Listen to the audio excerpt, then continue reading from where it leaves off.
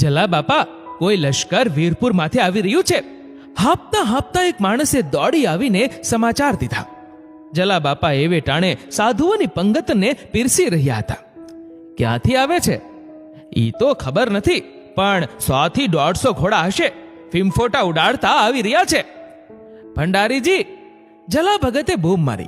અંદરથી વીરબાઈમાં હુંકારો ભણ્યો અને થોડી વારે વીરબાઈમાં બહાર આવ્યા.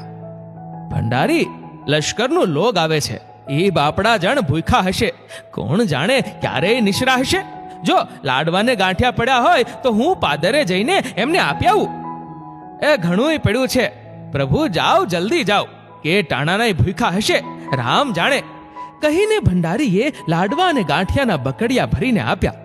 જલા ભગતે એક બકડિયું પોતાના માથે ઉપાડ્યું ને બીજા થોડા સેવકને ઉપડાવ્યા ને લઈને તો પાદરમાં આવીને ઊભા. દડ મજલ કરતા